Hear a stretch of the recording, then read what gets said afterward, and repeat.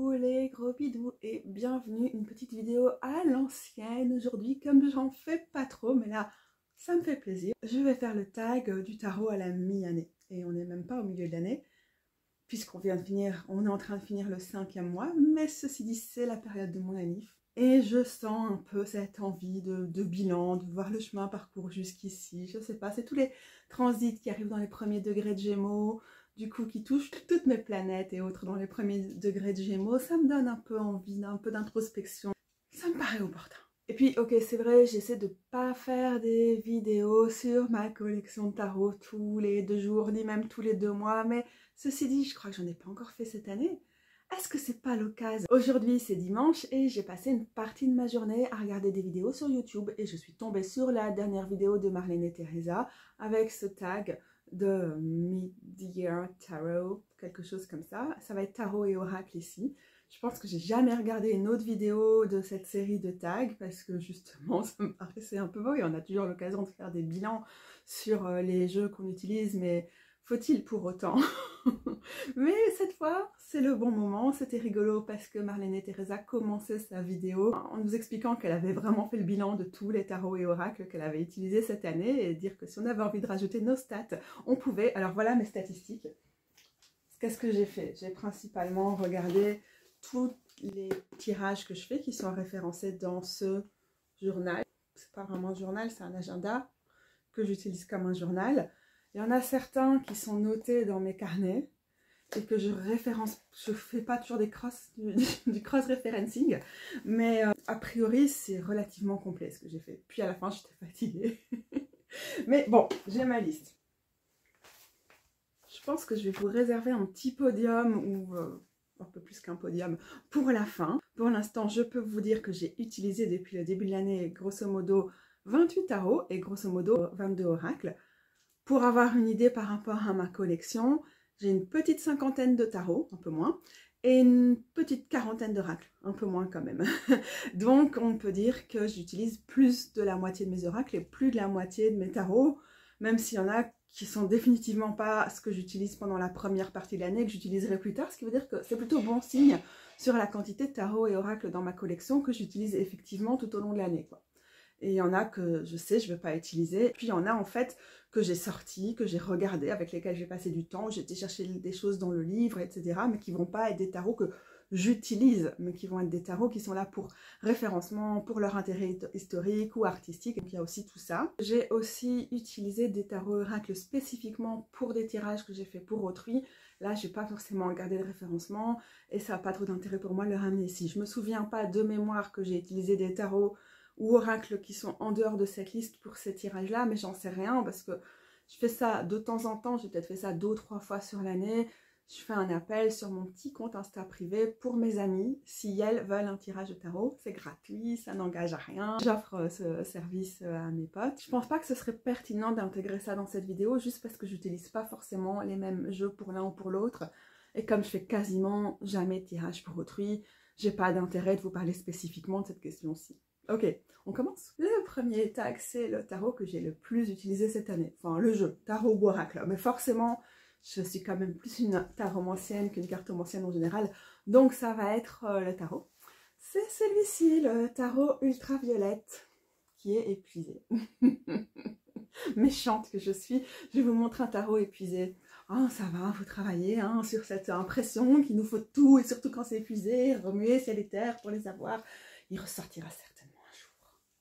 C'est donc un tarot indépendant publié par La Violette et vous avez pu m'entendre parler de ce tarot à plusieurs reprises et notamment en entretien avec la personne qui l'a créé. Ces vidéos sont encore disponibles sur ma chaîne, je les link en dessous et sinon si j'ai de la place dans les fiches au-dessus de la vidéo. Je le mets de côté parce que je vais en reparler un peu après et je vais vous montrer le deuxième dont je pense pas que je vais parler par la suite, qui a été utilisé juste un tout petit peu moins de fois que le tarot ultraviolette. Je pense parce que le ultraviolette, je ne l'ai pas utilisé dans les premiers mois de l'année et celui-ci, je l'ai utilisé tout le temps, donc il gagne la consistance, la constance, la constance. C'est le Liberation Tarot, le tarot de la libération, si on devait lui donner un petit nom en français. C'est un tarot collectif. Ce sont des personnes différentes qui ont fait chacune des suites et chacune des cartes de l'arcane majeur. C'est un tarot qui est publié par une petite maison d'édition, Punk Anar. On peut parfois le trouver sur les distributions plutôt mauvaises du grand commerce en ligne. Sinon, il faut aller directement vers le site de ces maisons d'édition et donc se farcir les frais de douane. Si vous êtes en Belgique, en tout cas, ça ne loupera pas. Je vous en ai beaucoup parlé depuis le printemps passé. J'ai eu l'occasion plein de fois de vous dire ce que j'en pensais, de vous faire des micro-reviews. Je mettrai peut-être quelques liens en dessous. Je pense pas que c'est le but ici de vous en parler. Mais par contre, je pense que dans ces moments de la montée du fascisme, des extrêmes droites en général, avoir un tarot de la libération, un tarot enraciné aussi, un tarot émancipateur, un tarot qui vise le collectif, qui vise notre capacité d'agir, de résister, de lutter contre les oppressions. C'est un tarot qui est forcément important. Moi, j'ai l'impression qu'on est dans le 2.0 par rapport à ce genre de tarot collectif de la première génération, plutôt queer. Et après, il y a tous les ancêtres qui sont les tarots féministes et ou lesbiens qui n'étaient pas forcément queer, mais il s'inscrit dans quelque chose d'important. Je tombe sur cette carte qui est créée par une artiste palestinienne qui parle du peuple palestinien et voilà, le génocide s'accélère, tout le monde commence à se rendre compte que c'est un génocide comme si on ne savait pas depuis 1 an et demi et ce sentiment d'injustice est tel, savoir qu'il y a tellement de personnes qui meurent encore dans la bande de Gaza chaque heure. On a besoin d'un tarot comme celui-là aussi, on a besoin de ces images forte et difficile et de se confronter à ça, et c'est difficile de voir la mort comme quelque chose de littéral dans ces moments-là, mais en même temps, face à la montée des extrêmes droites, y compris en Israël bien sûr, avec un homme soutenu par tous nos systèmes politiques ici en Europe, on ne peut pas non plus ne pas voir la mort comme juste la mort en fait. Donc c'est un tarot hyper important. Très spécial, hein, parce qu'il est collectif et qu'il ne cherche pas forcément la cohérence entre les différentes personnes, et ben je ne lui en veux pas pour ça. Justement, j'aime ce côté vibrant, multiple, qui ne cherche pas à arrondir les angles et à établir des critères dans lesquels toutes les artistes et artivistes devraient rentrer pour pouvoir s'accorder ou s'associer. Je trouve ça plus fertile en termes de pont, d'émergence, d'activisme. Gros défaut de ce tarot, les cartes collent énormément et il est un peu trop lourd. C'est une bonne qualité, elles sont hyper solides, mais c'est pas une qualité qui est agréable à mélanger. Vous voyez, je galère à vous le montrer. Je vais changer un peu le cadre. Et pendant que je change mon cadre, je tiens aussi à m'excuser si le téléphone a du mal à se capter sur ma voix et capte plutôt les sons en bas. Mon amoureuse est en train de faire à manger, on va manger un super bon dalle. Elle fait aussi une limonade au sirop. Je suis contente que ce soit elle qui s'y colle cette année, ceci dit. Et en parlant de rose, on a des nouveaux petits pochons qu'elle vient de terminer. Et donc la plupart des tarots que je vais vous montrer aujourd'hui sont donc dans des pochons qu'elle a créés de ses petites mains, et la plupart carrément sans machine, dont celui-ci pour le Liberation Tarot. La question suivante, c'est un nouveau jeu qui est rentré dans ta collection cette année. Et bah comme j'en ai pas tant que ça, je vais tous vous les présenter. Yeah. Celui-ci, dans son tout nouveau, tout beau pochon. Peut-être que cette lumière chaude juste à côté n'est pas idéale, mais j'ai pas envie de mettre mon anneau LED parce que ça me donne une trop sale tête et ça fait des reflets dans mes lunettes qui sont beaucoup trop vieilles. Bref, c'est le Goddess of Love Tarot dont je vous ai parlé dans mon avant-dernière vidéo, qui traitait de la rose et de l'amour et du mysticisme un peu. Et il y a toute une partie de la vidéo qui doit bien faire 20 minutes, qui est une découverte de ce tarot. Comme j'ai dit dans cette vidéo, je ne vais pas revenir forcément sur les détails, il y a plein de choses qui me déplaisent, mais très fortement dans ce tarot, y compris au niveau des représentations, donc comprendre l'archétype de la ou des déesses de l'amour, de Vénus, etc., et lui coller une esthétique qui est très blanche, cisgenre, mince, valide, cis hétérosexuel, etc. Enfin, ça me dépasse complètement. Jeune aussi, ça j'en parlais aussi plus en détail, ça m'emmerde. Et en même temps, je suis allée vers ce jeu pour une raison, et je n'ai pas l'intention de laisser ma déception sur ce point-là m'empêcher de l'utiliser, et donc je continue de l'utiliser depuis qu'il est arrivé dans ma collection il y a un mois, un bon mois. Il faut savoir qu'avec la saison du taureau, on approche de la saison de nos anniversaires, la saison des Gémeaux. Et ma lune, mon Mercure en taureau, ça n'est pas de ma faute. Wink wink, c'est une blague.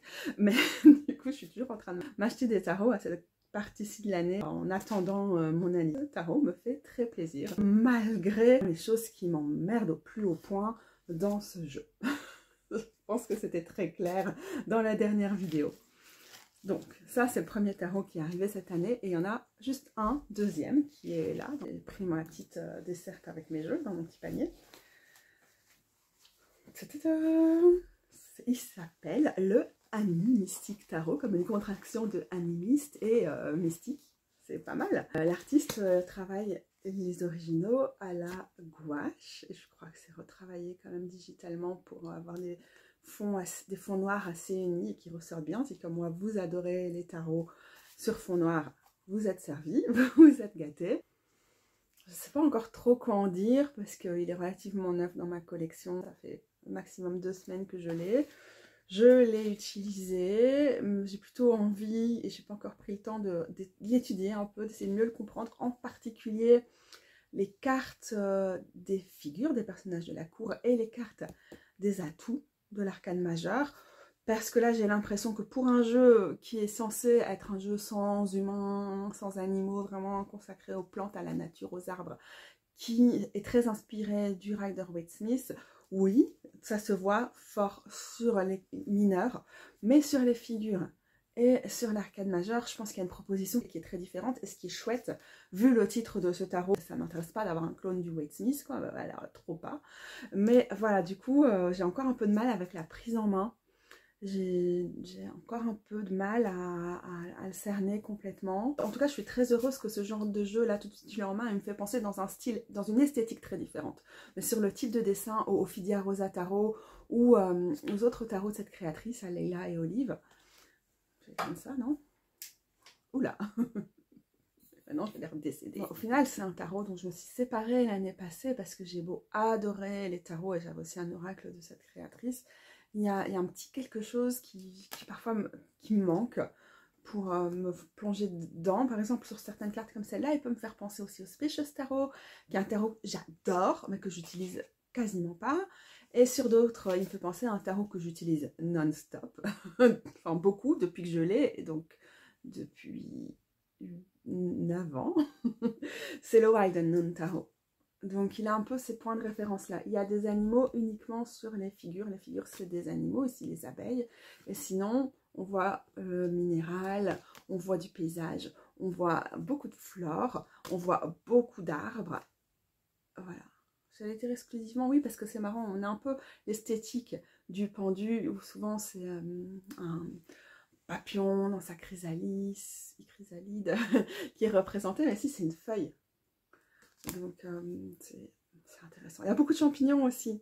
On a fait de la place à ce règne-là. Bon, je ne vais pas en dire beaucoup plus parce que je vais rester sur cette idée qu'il faut que je l'apprenne. Que je passe du temps avec, il faut que je me... J'aime pas toujours lire les bouquins. Quand je peux m'en passer, j'en suis contente. Mais là, il faut que je le fasse. Et le Goddess of Love que je viens de montrer, la même chose. Je peux pas passer cette étape de au moins lire davantage. Le petit livret pour voir ce qui a voulu être transmis, ce sera chouette. Ok, maintenant on passe aux oracles.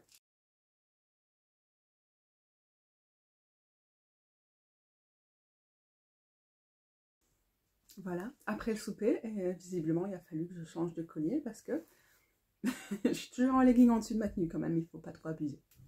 Pour les 3 oracles de l'année, nous avons donc l'oracle de poche, Sweet Divination. Petit oracle de poche, l'avantage c'est que c'est pas cher et qu'en même temps le travail et de la créatrice et de l'illustratrice sont très bien mis en valeur par ce petit format.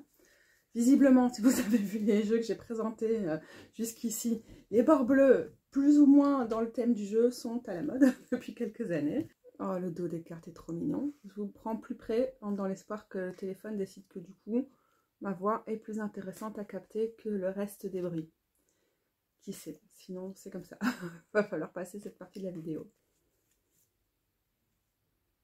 C'est un jeu qui est très complet, très inspiré aussi de la cartomancie traditionnelle qui inspire Ada Jeribi en général, mais aussi avec un côté très farceur, très amusant, avec des jeux de mots autour des pâtisseries présentées. Donc on a que des pâtisseries, que des desserts en tout cas. Et aussi sur leur forme, sur leurs associations. Enfin, il y a plein de petites choses qui viennent, qui font que c'est délicieux, à la fois au niveau de la petite phrase qui est mise en avant à chaque fois, et au niveau de ce qui est écrit dans le bouquin. Donc c'est un jeu qui est très très chouette. Moi, la cartomancie plutôt classique, les jeux très complets, comme ça c'est pas trop mon truc parce que je trouve ça plutôt dans le tarot, et donc c'est pas des oracles que j'utilise très souvent. J'ai aussi reçu un oracle que j'avais précommandé à l'automne parce que les oracles de cette série-là sont beaucoup moins chers en précommande et qui arrivait avec le printemps. C'est le dernier des oracles de la série Seasons of Witches, les saisons de la sorcière. Et c'est celui d'Ostara. À ma connaissance, au niveau des traductions françaises, on est encore arrêté à l'oracle de Mabon. Peut-être qu'il y en a eu d'autres par la suite, en tout cas en anglais. La parution de la série est terminée et j'ai que la deuxième partie qui fait un peu plus de la moitié des célébrations de la roue de l'année, où on a cette dessinatrice, cette illustratrice qui fait un travail formidable, qui me parle beaucoup, plus que la précédente, et c'est Tijana Lokovic. Au niveau des textes, au niveau du livret en particulier, il y a des trucs où c'est un peu trop au New Age, blablabla, ça me convient pas, mais en même temps, cette série, mais je pense d'office que j'ai une des questions plus tard pour vous en parler, c'est un énorme coup de cœur. Alors celui-ci, l'Ostara, est peut-être pas mon préféré, parce qu'autour de l'équinoxe de printemps, on a des symboliques un peu diverses et qui sont parfois difficiles à situer en termes de tradition. Je ne crois pas que j'ai expliqué davantage pour l'instant. Et je suis très ravie de terminer cette série avec ce jeu au principe de l'arc-en-ciel, avec ces petits bords irisés, là, comme on aime bien le graphique. On reparlera de la série et pas spécifiquement d'Ostara un peu plus tard. Et enfin, j'ai un oracle dont je vais aussi reparler tout de suite. Il s'appelle le Weird Sisters Oracle.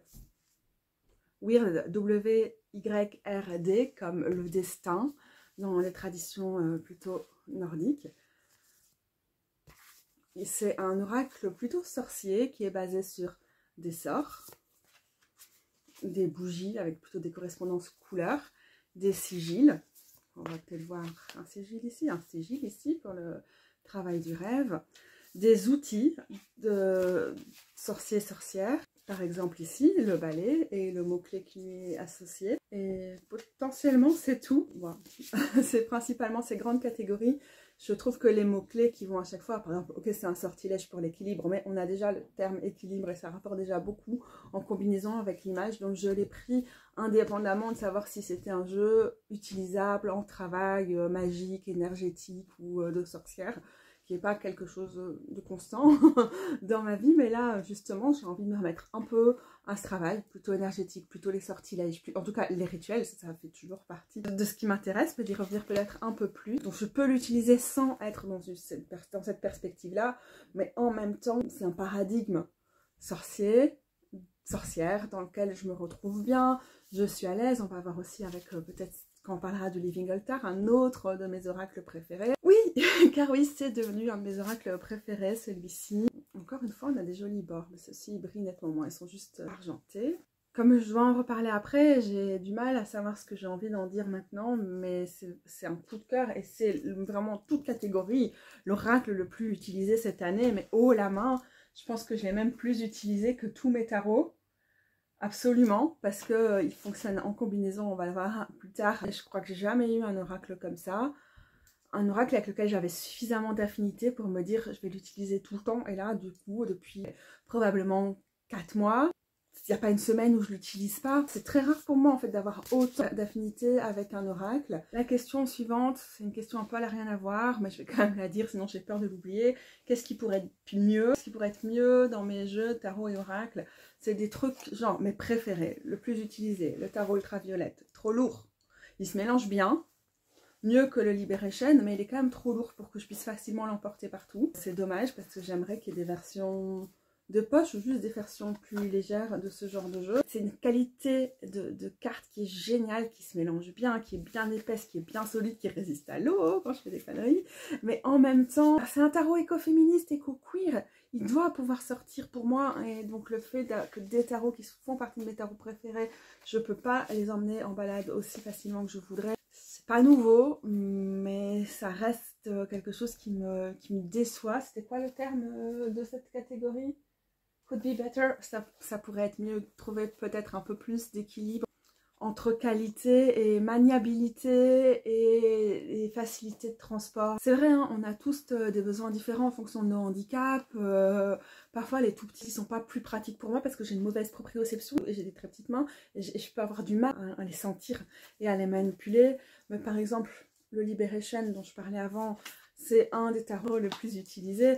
Pour le coup, lui, ok, chouette qualité, bonne endurance des cartes, rien à dire, mais il est nettement moins flexible que le ultraviolette, ou bien il est flexible mais les cartes ont plus tendance à coller entre elles. Bah, c'est chiant parce que tu peux pas facilement le manipuler, en plus quand tu sors avec. Je peux pas dire ils sont hyper lourds ces tarots, mais pour moi 200 grammes ou 50 grammes ça fait une sacrée différence. Ça pourrait être mieux, bon voilà, c'est toujours mon problème. La question suivante, c'est le jeu que j'utilise pour le moment, tarot, et ma plus grande surprise, et je vais joindre ces deux questions. Ça a été vraiment un chiffre dans ma pratique. Le tarot ultraviolette, c'est pas un des tarots que j'ai utilisé dans la première partie de l'année. Mais ce qui m'a vraiment fait renouer avec lui, c'est la combinaison avec le Weird Sisters tarot. Faut que vous voyez. En fait, j'avais déjà filmé une combinaison de ce tarot et de cet oracle. Et je vous avais parlé du fait que c'était un de mes coups de cœur pour l'année. Je pensais le monter dans mon vlog du printemps. Et j'ai renoncé à l'idée que j'allais le monter. Donc c'est bien. On va pouvoir en parler maintenant. Alors, le Weird Sisters, c'est un jeu mass market qui coûte environ 25 €, un peu moins, je pense. Et les cartes sont beaucoup moins épaisses, comme vous voyez tout de suite, parce qu'il y en a quand même beaucoup, il y en a plus que 50. Mais le jeu est beaucoup plus fin. Donc, on a, avec les 3 nornes à la fin, mais d'une façon non nommée. Celle qui va filer, celle qui va tisser et celle qui va couper la corde. Et celle-là, c'est la carte 59. Donc, on a presque 60 cartes. Regardez-moi ce jeu-là, pour le coup, il est léger, il y a de la souplesse, il est bien solide, excellente qualité mass market. Celui-ci qui est beaucoup trop épais, qui est lourd, mais qui se mélange aussi normalement en général. Si j'ai la place, très très bien. Avec ma méthode en tout cas, mais bon, j'ai pas la place pour le faire correctement, mais sinon ça se mélange bien. Le trépied devant, ça n'ira jamais. Déjà, le travail de la ligne. L'un et l'autre font un travail sur les traits un peu plus épais, le côté plutôt spirale et tout ça. Et voilà, vous voyez déjà entre la tamée et l'épée ici, des choses qui peuvent faire des résonances. La présence des mains aussi, mais qui veut rentrer si c'est pas mon petit chat? Bien sûr que oui. Bon, j'ai fait rentrer Sawin, mais voilà, du coup, Sawin, on te voit même pas ton pelage tellement t'es sur le truc. Tu peux pas te mettre là. Si je peux. Regardez-moi. Non, tu peux pas. Passe sur la desserte, s'il te plaît, mon chat. S'il te plaît. Viens ici. Viens. Sawin. Allez, on va pas négocier pendant 3 heures. Voilà. Maintenant, je me retrouve avec un panier de tarot dans les mains et je sais pas où je vais le mettre, mais merci, Sawin. Oh. C'est ce que t'es relou, en fait, meuf. Mais t'es relou, comme pas deux. Donc je pense qu'une des choses qui va bien déjà... Non, non, non, non. T'es chiante. Un des trucs qui va bien entre ce tarot et cet oracle, c'est la question de la couleur, du style et du format aussi, qui est... C'est pas tout à fait la même dimension, mais on est vraiment pas loin, quoi. Donc c'est déjà un truc qui est assez agréable, le trait assez simple, avec pas toujours beaucoup de remplissage, de coloriage sur fond blanc. C'est des choses qui vont très bien. Et surtout, il y a aussi quelque chose qui permet de compléter, en particulier certaines cartes qui sont moins faciles à lire. Dans le tarot ultraviolette, vont devenir plus explicites. Donc c'est aussi une façon pour moi de me connecter plus facilement avec ce tarot où il y a des cartes sur lesquelles je coince. Et grâce à l'intermédiaire, à la médiation du Weird Sisters, il s'illumine, il devient plus lisible pour moi. Alors j'ai l'impression qu'on a un moins bon effet que quand j'avais filmé quelque chose la première fois où j'avais que des cartes qui allaient hyper bien ensemble, mais en fait on s'en fout parce que dans la réalité voilà, on n'a pas toujours des gros trucs de waouh, c'est trop trop bien les façons dont les cartes se répondent, c'est aussi comment les messages se répondent, comment ça correspond aux questions, aux dynamiques qui sont posées, tout ça. Et donc c'est vraiment une belle surprise, c'est 2 jeux que j'utilise encore très souvent ensemble. Il y a rarement quelques jours qui passent sans que je retourne à cette combinaison dans mes tirages du jour. Et aussi, ah, ça va bien. Et aussi, c'est vraiment une surprise. J'ai découvert une vraie combinaison tarot-oracle fiable, qui fonctionne vraiment, qui marche pour moi. Pas tant que ça. Oh là, j'ai du mal à faire des phrases. Ok, bon. Je montre quelques images et puis je reprends dans l'autre sens puisque c'est la fin de la journée et donc ça commence à m'en demander un peu trop d'avoir un trépied devant moi, de manipuler des cartes qui sont un peu hors champ, qui font hors de mon champ d'action aussi. Et voilà, bon bref, on a compris, je ne sais pas faire 2 choses en même temps, mais juste montrer des cartes, les regarder à travers un écran et commenter ce que je fais, c'est trop pour moi. On va repasser dans l'autre sens et j'espère que je vais retrouver ma capacité à parler d'une manière beaucoup plus intelligible.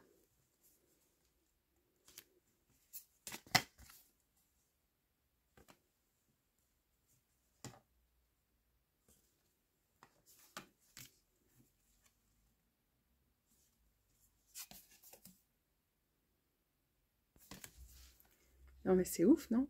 Moi je suis vraiment, mais vraiment sous le charme de cet oracle. Mais vraiment quoi. C'est pas beaucoup de jeux d'oracle où j'ai eu un tel coup de cœur presque instantané comme ça. Et puis presque 60 cartes quoi. Ouais, je vais pas en dire beaucoup plus.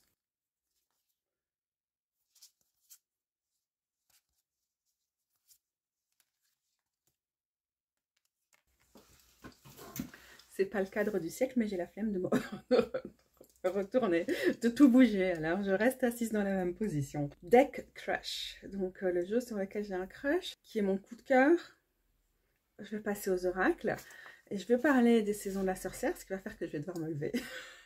Comme j'ai pas envie de me lever tout de suite. Je vais commencer par celui-ci, c'est le Living Altar.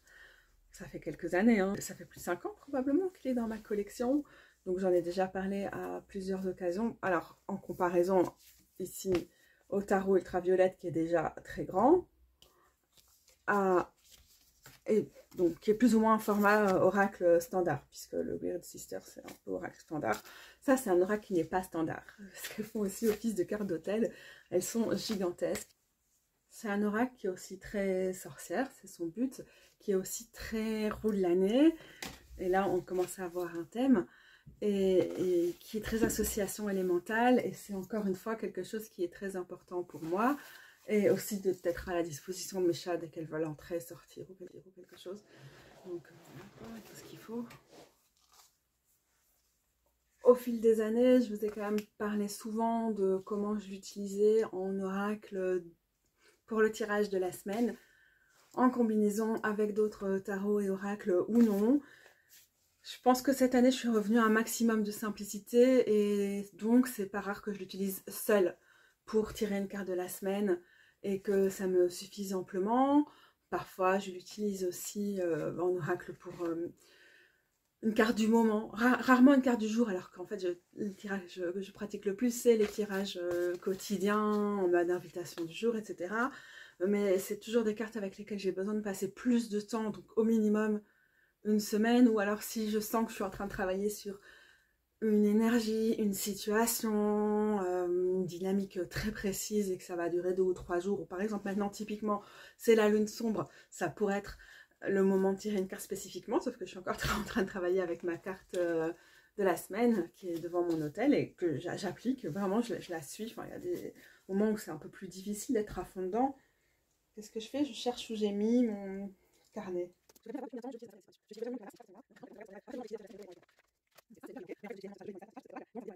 En février, donc en fait je l'ai utilisé, et en janvier aussi.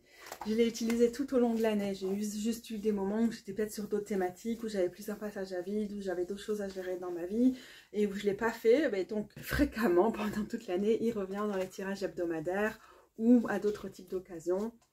J'aime bien son énergie élémentale et axée sur la roue de l'année, les lunaisons, les moments de la journée et beaucoup les éléments. Vraiment, c'est très important qu'il soit très basé sur les éléments. Et donc à ce propos, un autre coup de cœur que j'ai, c'est les saisons de la sorcière, les Seasons of the Witch, la collection des oracles qui a été publiée, puis le dernier là, le Ostara que je vous ai déjà montré, qui a été publié depuis que c'est l'illustratrice, dont je vous ai lu le nom tout à l'heure, l'illustratrice basée à Gand, Tijana Lukovic. J'ai commencé avec Mabon, c'est celui-ci, et puis j'ai continué au gré des sorties à les acheter. À certains moments, j'ai hésité à les utiliser ensemble, mais en fait, il y a quand même une certaine redondance, donc c'est pas utile. Chaque oracle a des éléments qui reviennent. Par exemple, ici, j'ai oublié ce que c'était, mais un élément qui revient sur chacune, bah, c'est la petite corneille, et donc qui revient sur chacune des cartes, j'ai dit, et aussi un thème. Ça peut être le self-care, ça peut être, pour certaines thématiques, même la productivité, ça peut être l'introspection, et donc c'est intéressant. Ça peut nous permettre de sortir des jeux à certains moments de l'année en fonction des thématiques qu'on est en train d'explorer. Mais aussi, je trouve qu'il colle vraiment très bien aux énergies saisonnières. C'est pas que tous les ans, on va d'office être à fond dans une énergie saisonnière. Mais voilà, donc celui-là, Mabon, je vais commencer à l'utiliser peu après, dans le courant du mois d'août. Et comme l'oracle de Samhain, c'est fait par une autre créatrice, une autre illustratrice que j'aime moins, j'ai pas l'oracle de sa main. Ça, c'est dommage. Et j'ai pas non plus celui du solstice d'hiver. Alors j'ai d'autres jeux qui viennent dans ma collection à ce moment-là, mais peu après le solstice d'hiver, je commence à travailler avec celui d'Imolc que j'ai reçu cette année, enfin pas cette année, à la fin de l'année passée aussi, que j'avais précommandé je crois. Non, je n'avais pas précommandé du tout, j'ai attendu que le prix descende parce que je ne pouvais pas me le permettre et finalement le prix n'est jamais descendu, donc je l'ai payé plein pot. En fait, du coup ça fait cher hein, parce que j'en ai 5 des oracles comme ça, donc peu à peu je me les suis procurés. Quand je regarde sur ma liste, mon petit podium là, je vois que c'est peut-être celui que j'ai le plus utilisé pour l'instant cette année. Comme j'ai dit tout à l'heure, j'ai un peu moins accroché à celui d'Ostara que je ne vais pas montrer cette fois-ci. Quoique non, en fait, j'ai beaucoup utilisé Ostara aussi quand je vois. Moins que celui-ci, mais beaucoup quand même. Et celui-là, il m'a suivi assez longtemps aussi. À partir du mois de janvier et tout le mois de février facilement. Puis entre fin février et l'équinoxe, j'ai alterné avec celui d'Ostara qui est donc là, que je vous ai montré tout à l'heure. J'ai pas celui de Beltane, donc là j'étais dans autre chose qui m'a permis aussi probablement de mettre plus en avant le Weird Sisters.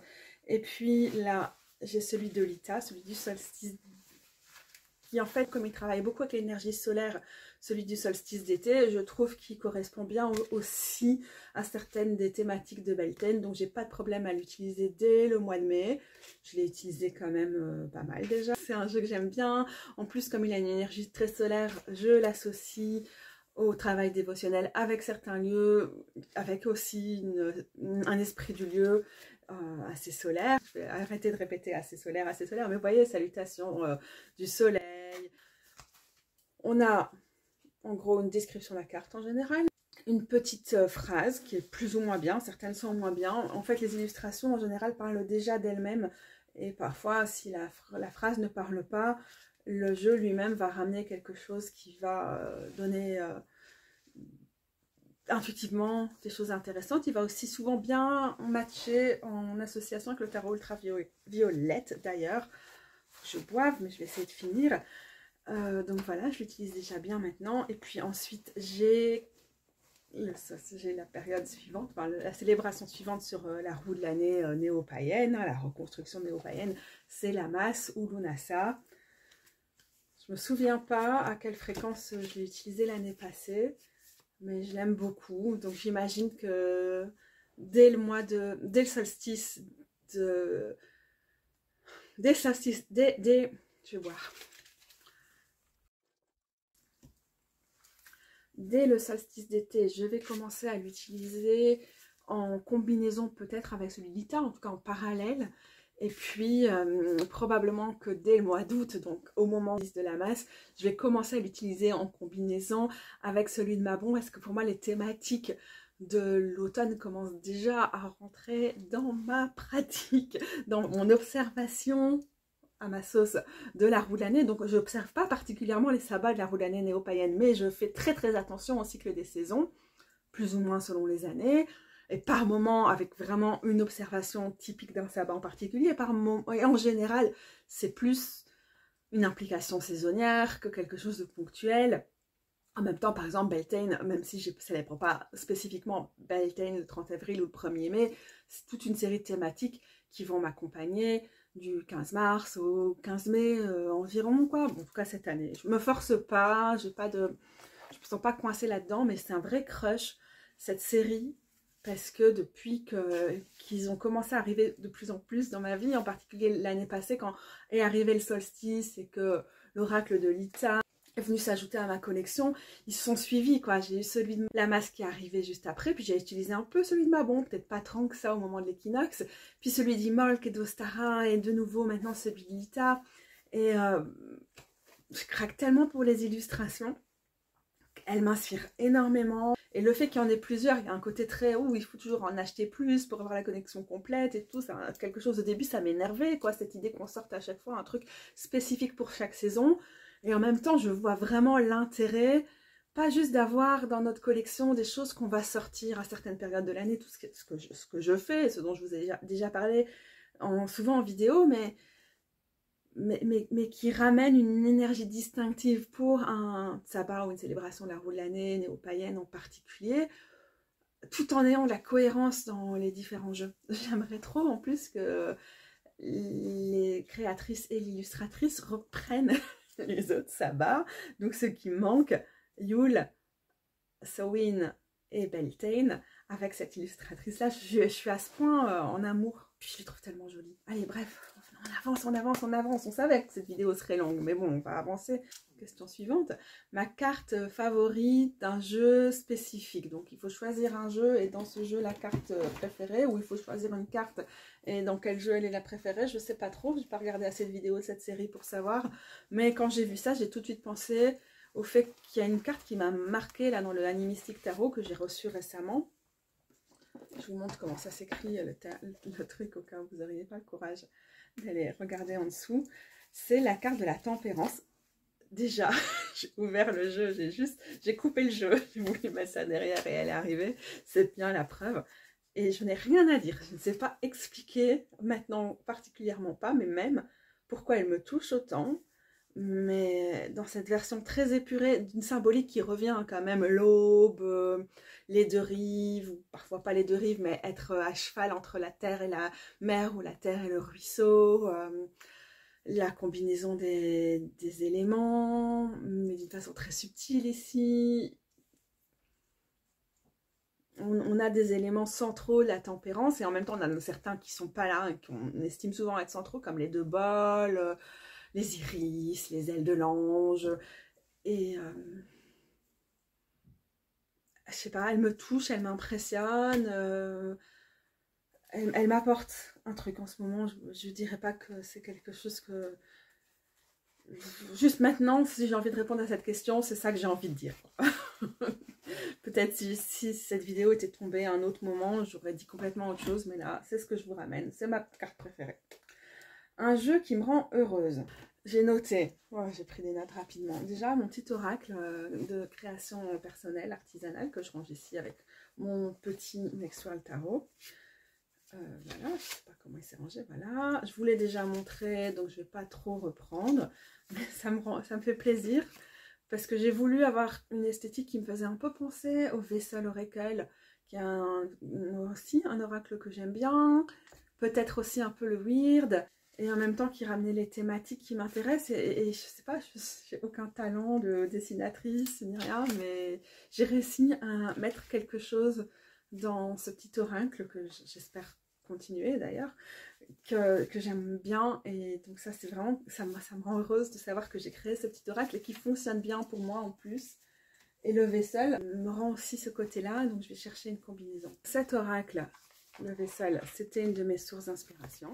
Et je me suis rendu compte en regardant, en faisant le recensement des différents tarots et oracles que j'avais utilisés cette année, qu'avant de créer mon oracle, je l'ai un peu utilisé au début de l'année, un peu plus souvent. Sinon, c'est un oracle que je sors de temps en temps, mais qui est très rarement à côté de moi avec mes jeux de prédilection. En fait, je l'ai utilisé à certains moments, en particulier dans les périodes où j'étais vraiment déprimée avec le SPM, et puis le fait que l'hiver c'est long, et le manque de luminosité, et puis le contexte évidemment, international, local, politique quoi. Et je l'ai utilisé en combinaison avec le Kawaii Tarot. Je sors pas souvent, mais dans les moments de grosse déprime, où on a besoin d'un tarot qui soit rassurant. Et c'est ça, quand j'ai eu la question quelque chose qui te rend heureuse, j'ai eu envie de vous présenter des jeux qui sont plus des jeux de self-care, des tarots dans les moments où on a vraiment besoin d'un tarot réconfortant, ce que certains appellent un tarot doudou. Le kawaii, il rentre bien là-dedans.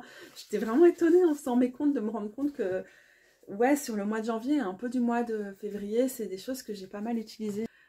Voilà, c'est pas non plus qu'ils sont bonbons, quoi, en fuir, la peur, c'est pas facile non plus, la peur du succès, là. La peur de l'incertitude. Ouais, en fait, ça se marie bien ensemble. Oh, l'enfance avec la cavalière des deux bâtons, c'est cool. Aller de l'avant, avancer, ça va bien aussi. C'est vrai, c'est des chouettes combinaisons. Désolée, mon ventre fait du bruit. C'est drôle parce que regarder à nouveau cette combinaison, ça me met déjà en joie. Donc ça fonctionne vraiment bien. Je sais pas si ça me rend heureuse, mais oui, ça me met en joie et c'est du self-care. Et je vous montre aussi le Cozy Witch Tarot, que là, par exemple, j'ai tiré pour ma carte du jour. Et que je tire encore facilement quand je suis dans ma période syndrome prémenstruel. C'est difficile, je garde à peine la tête hors de l'eau, je suis très fatiguée, mes douleurs sont assez intenses et surtout j'ai un peu moins le moral. Il me rend pas, genre c'est pas la même chose que le kawaii, je regarde les images et je fais oh, trop mignon, mais il a quand même ce côté self-care, rassurant, un peu enfantin, un petit peu jeune dans son iconographie. Ça fait partie hein, de son public cible. Il y a une volonté de toucher un public plutôt adolescent et parfois c'est ce qui convient bien à mon anxiété très ado de SPM. Du coup, je le garde quand même dans mon petit panier ici, lui, pour le coup, contrairement au kawaii et au vaisselle, parce que c'est celui que j'aime bien savoir être à mes côtés pour dans les moments où j'ai un coup de mou. Et je veux un tarot que je trouve assez réconfortant. Même s'il dépeint les épées en mode chagrin, drama et tout. Et j'aime pas cette façon de comprendre l'élémentaire. Je suis consciente que c'est souvent les jeux inspirés du Rider-Waite-Smith. Il y a du chagrin, il y a du drama dans la suite des épées. Mais je travaille aussi le tarot de façon élémentale. Et je trouve que c'est vraiment se bloquer d'une partie de l'intérêt de l'élément d'air, de le penser comme ça. Et donc je veux pas avoir trop de tarots qui comprennent l'élément d'air et la suite des épées d'une façon limitante. C'est la saison du Gémeaux, qu'est-ce que vous voulez? Il faut que je défende mon élément. Oui, bien sûr, parfois nous sommes le drama, mais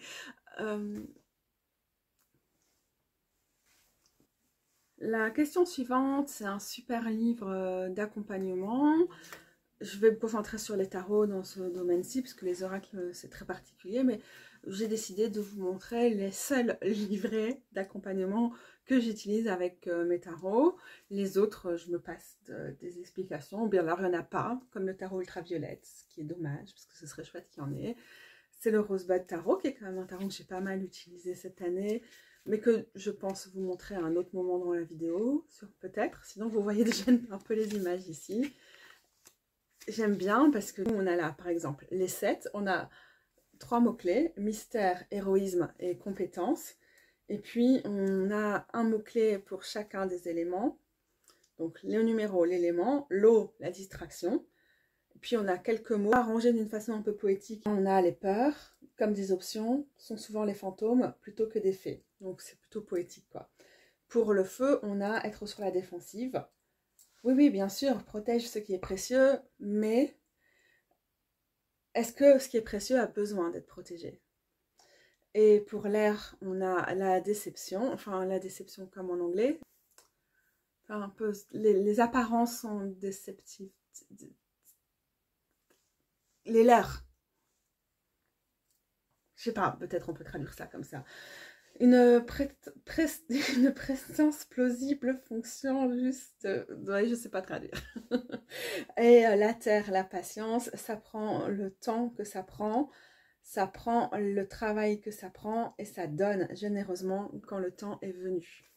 Voilà, donc ça c'est très cool et on a davantage pour les cartes de l'arcane majeur, les atouts. Par exemple ici, l'empereur est renommé l'aîné et on a une description de la carte, ce qui est toujours utile pour comprendre ce qu'on voit et sûr d'avoir capté tous les éléments. Parfois il y a des choses à côté desquelles on passe et ici on a quelque chose qui continue la description avec le fait d'avoir Mars qui flotte comme un halo derrière elle, le fait qu'elle tient le langage secret des fleurs, etc.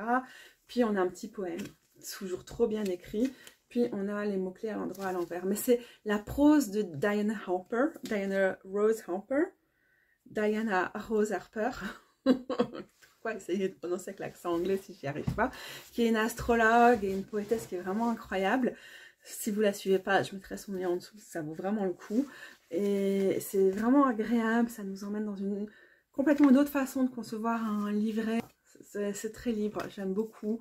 Et surtout, parfois je comprends pas du tout ce qui se passe sur les cartes, ou il m'inspire pas tant que ça. Et je suis très contente de pouvoir me référer au livret dans ces moments-là.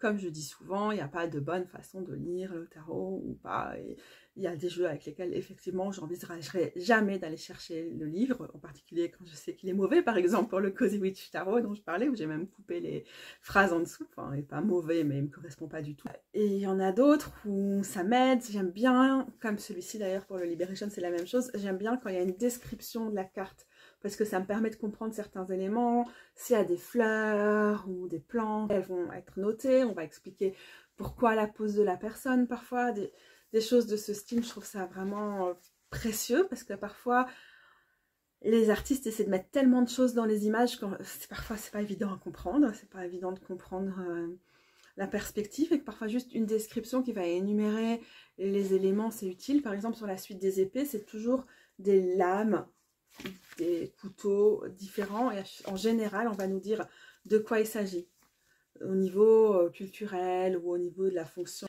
Et puis on a la personne qui a écrit s'appelle Emmett Ezel et c'est vraiment très très chouette.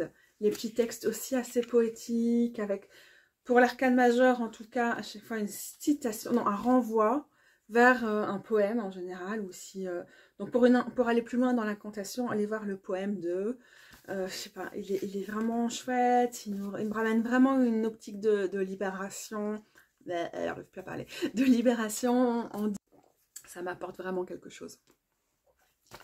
Donc c'est des gros coups de cœur, justement pour leur dose de poésie. Les allergies, je sais pas, mais ça va pas aujourd'hui, donc j'essaie de clôturer, j'ai du mal à parler.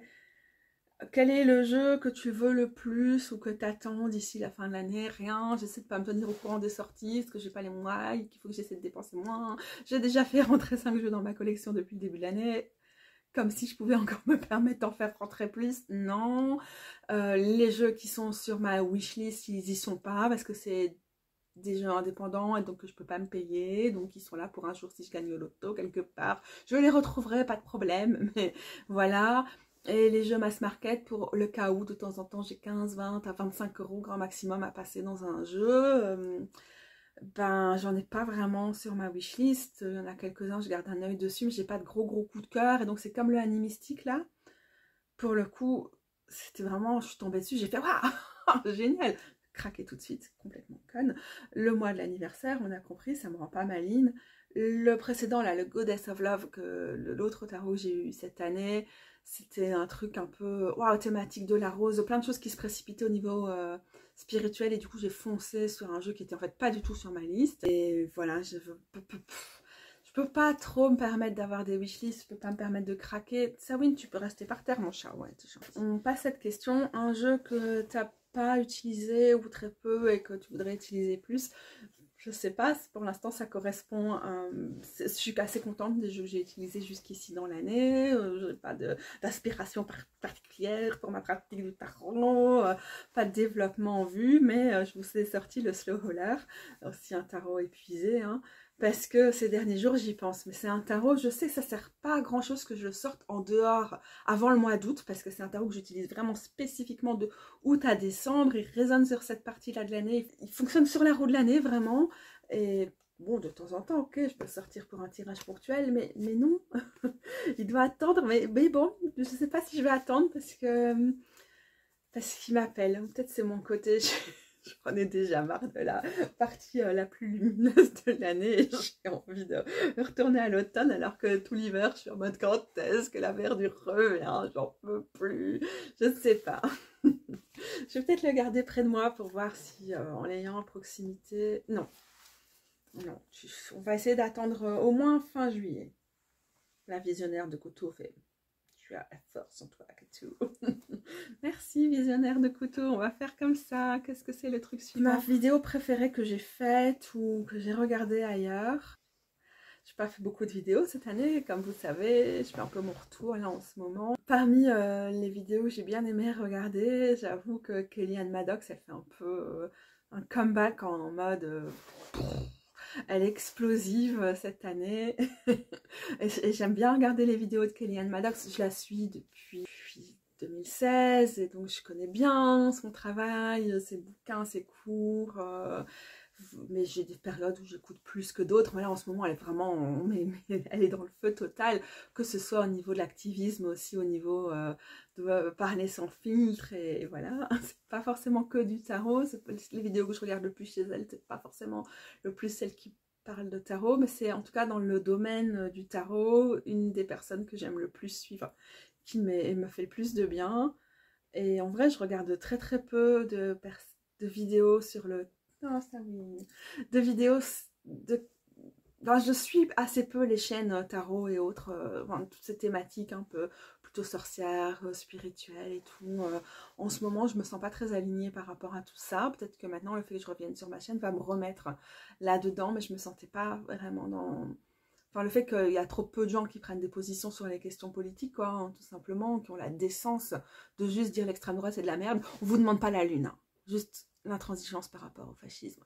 Eh ben, ces gens l'ont pas. Mais alors, moi, qu'est-ce que je fais? Bye bye, hein. Ça, c'est pas ma communauté. C'est pas... J'ai pas envie d'avoir... Je partage rien avec ces gens. Eux, ils partagent tout avec la complicité par rapport à toutes les merdes qui se passent dans ce monde. Le silence rend souvent complice. Donc voilà, vraiment déconnectée par rapport à ça, oui. Et donc je ne peux pas commencer à dire plein d'autres choses que je suis sur les autres sujets qui m'intéressent, parce que là ce serait long. En ce moment il y a des cours vraiment sympas sur la plateforme Advaya, donc je rementionne Advaya parce que j'aime beaucoup. Et en ce moment j'ai du mal à trouver des livres audio dans lesquels j'arrive à rentrer. Donc je vais juste laisser ça ici au niveau des bouquins, parce que en vrai du coup je suis plutôt les vidéos dans le contexte des cours d'Advaya, et j'écoute des livres audio, pas trop de podcasts et pas trop de vidéos en ce moment, à part sur des questions spécifiques, genre l'histoire de la mode. J'oublie pas d'où je viens en termes de formation. Bon, ok. Dans les vidéos que j'ai faites, j'en ai pas fait beaucoup, et je dirais qu'un truc que je suis assez contente, c'est d'avoir sorti ma première vidéo d'exploration païenne et historique de Grammont, même si elle fait pas de vues, c'est normal, c'est un peu niche, qui va s'inscrire dans une série que je dois poursuivre, parce que ça me permet de me réaligner aussi par rapport à ce que j'ai envie de proposer sur ma chaîne. Aussi la vidéo que j'ai faite sur la question de la rose, qui aussi ramène les questions du territoire, de l'histoire, de l'évolution des spiritualités, tout qui fait aussi le lien avec celles que j'avais, les 3 vidéos que j'avais proposées autour du solstice d'hiver. J'aime bien parce qu'elle correspond vraiment à ce que j'ai envie de faire. J'ai pas trop envie de faire beaucoup de vidéos comme celle-ci où je parle de ma collection de tarots, où je présente mon avis sur des tarots et tout. Et j'ai plus envie d'être sur la spiritualité, l'éco-spiritualité en général, les liens au territoire et l'attention au territoire, et comment s'impliquer aux côtés du territoire en période d'écocide notamment. Voilà, des choses comme ça. La question du folklore aussi. Donc bref, ça c'est quelque chose qui est assez chouette, mais j'essaie quand même de revenir davantage avec des questions qui sont liées au tarot. Donc je suis contente d'avoir refait un tirage là quelques jours et d'avoir partagé un tirage sur ma chaîne. Ça me permet de voir avec quoi j'ai envie de revenir. Je suis en train de travailler sur des vidéos aussi qui vont continuer à décrypter les cartes et c'est des vidéos que j'aime toujours faire. Donc, je retrouve le goût, même si le rapport à Internet, à l'heure de l'intelligence artificielle, quand on crée du contenu original et qu'on refuse d'utiliser l'intelligence artificielle, ça reste difficile. Le rapport aux réseaux sociaux, pendant le technocapitalisme de surveillance, c'est pas possible, c'est compliqué. Donc il y a toutes ces choses qui demeurent, mais le fait est que pour l'instant, YouTube est quand même un des endroits où je préfère, des plateformes sur lesquelles je préfère partager, donc ça va continuer. La dernière question, c'était tirer ou de choisir une carte pour les 6 prochains mois. Je ne peux pas faire ça, est-ce que je suis fatiguée? Donc si je fais ça, on est encore là dans 3 heures parce que je vais avoir du mal à en dire quelque chose. Donc dans l'absolu, en fait, j'avais pas envie de faire ça. Je ne vois pas du tout l'intérêt de tirer ce genre de cartes en public. Mais par rapport à ce que je viens de dire, je me suis posé quand même la question une demi-seconde parce que je me suis dit, ah, ça pourrait être chouette de dire, ok, qu'est-ce que ça pourrait être la chaîne dans les 6 prochains mois? Et là, je me suis dit, mais bien sûr, essaie de tirer une carte tout maintenant, alors que tu as quand même du mal à aligner les mots, ça va bien se passer. Tchic, on passe donc cette question. Et je vous avais dit que j'essaierais de vous montrer davantage mon top de tarot et oracle, puisque je vous ai parlé de certains, mais pas de tout le monde. Donc, ok, je vais devoir aller rechercher des jeux pour ça. Le top des tarots, on a compris, le premier c'était le tarot ultraviolette, vous l'avez vu, et le deuxième c'était les Liberation, vous l'avez vu.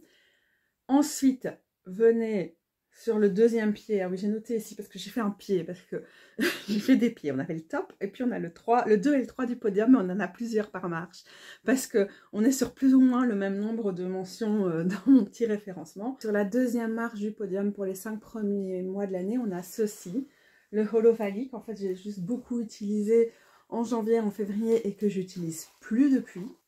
Il y a une review qui traîne quelque part sur ma chaîne si ça vous intéresse.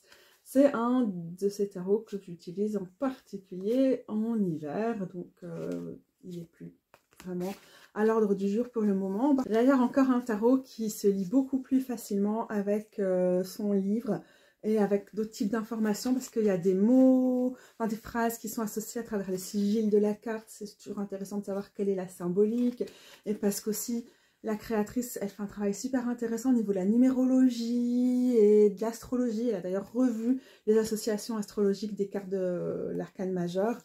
Et donc le livre est vraiment intéressant parce qu'on peut se plonger dans ce qu'elles ont voulu mettre dedans. Mais bon, comme c'était plus sur les 2 premiers mois de l'année, c'est pas celui que j'ai sélectionné. Ce jeu n'est donc plus très frais dans ma tête. On a aussi, sur la deuxième marche du podium, le indispensable, le Next World Tarot. Ici, c'est sa version de poche. Il est passé 9 h, mon téléphone s'est mis en noir et blanc. Alors, je ne sais pas très bien si la mise au point se fait efficacement. C'est l'heure où je suis censée être au lit, hein, moi. Un autre que j'utilise énormément, c'est le Théa Tarot. Évidemment, là, on connaît, c'est mes chouchous. Ah, j'ai une carte du Mother Mary qui se balade ici. Il faut que je la mette en place. Voilà, mon vieux tarot adoré, chéri, que j'aime, le Théa, bien sûr. Et alors, il est léger, lui. Donc, parfois, il vient aussi parce que c'est un tarot fiable, pour moi, vraiment un des plus fiables, mais qui tient dans mon sac en faisant quelques dizaines de grammes et pas quelques centaines de grammes. Yes. Et sur cette marche-là du podium, j'ai aussi le Rosebud, dont je vous ai parlé en abordant la question de son livret. Je peux vous montrer quelques images en plus que ce que vous avez déjà vu. La rose, la thématique de la rose, la thématique du jardinage, l'implication à la ferme urbaine et autour du marrainage et de la gardienne du seuil d'un labyrinthe, le travail avec les déités, les Notre-Dame locales, bien sûr, le Rosebud Tarot. Si vous me suivez régulièrement, vous savez déjà que c'est toute une histoire et c'est une histoire avec un contexte. Sur la troisième marche du podium, on a ceci, ces 2 tarots-ci, des mini tarots. Dans celui-là, en fait, c'est ceci. Et j'utilise les deux. La version mini de page, trop facile à mettre dans son sac quand on n'a vraiment pas le courage de porter du poids. Celle-ci qui, du coup, ne sort jamais. Mon premier tarot, le Wild Unknown Tarot. Ben oui. il reste présent quand même, suffisamment pour se faire une place sur le podium. Ça déconne pas. Et ben, ouais, je l'aime quoi. je l'aime beaucoup, je ne me lasse pas. Je ne peux pas en reparler parce que bon, pour les personnes qui me suivent, c'est un peu la base. Le Turning Terrestrial Tides Tarot est aussi sur la 3e marche du podium. C'est un petit tarot que j'utilise principalement pour les questions de créativité, mais pas que, et que j'aime beaucoup, qui s'inscrit dans la droite ligne, constellation de tarot comme le Liberation Tarot, ou le Next World Tarot, ou le Slow Roller Tarot. Bref, c'est des tarots queer, féministes, badass, ok? Yes. Ne bouge pas comme ça, écran. Pour le top des oracles, vous avez vu, hein, la plupart des oracles qui sortent vraiment du lot, c'est le Weird Sisters. Vous avez vraiment vu, ça c'est gros coup de cœur. Le Living Altar qui vient après. Si on cumule tous les Seasons of the Witch qui passaient pour cette saison, le Imbolc, le Ostara et là le Lita, j'ai fait mes comptes. On est en dessous du Weird Sisters Tarot quand même. Mais on a beaucoup d'utilisation, tout jeu des Seasons of the Witch confondus. Puis le Living Altar, le Vessel, je vous ai montré, ça reste quand même un qui a un peu plus d'usage que d'autres, même si c'était plus sur la première partie de l'année. Alors on a plein d'oracles qui sont sortis comme ça juste quelques fois, pas très souvent, et il y en a certains un peu plus souvent, mais pas de là à vous les présenter en dehors du reste de la liste. Sur cette liste de plus de 20, hein, c'est ça qu'on a dit, de 22 oracles. Comme j'étais fatiguée, je pense que ça va être une vidéo qui va être pénible à monter. J'espère qu'elle n'a pas été pénible à regarder. Pour moi, l'idée, c'est un peu, pourquoi pas, ouais. Une petite vidéo comme j'ai rarement envie d'en faire et dont je veux pas du tout qu'elles occupent l'avant-plan sur ma chaîne. Mais quand même, de temps en temps, ça fait du bien. Et pourquoi se refuser de se faire du bien et d'avoir aussi une vidéo en mode détente pour vous? Bah oui, pourquoi? On aime bien les vidéos en mode détente. Moi, aujourd'hui, j'étais capable de regarder ce genre de vidéo parce qu'avec mon syndrome prémenstruel et la fatigue des jours précédents, c'était juste très bien. Donc, c'était aussi très bien de vous en proposer une en espérant que ça vous amène un peu de légèreté parce que malgré tout, on a aussi besoin de légèreté en ce moment. Bisous les gros bidous!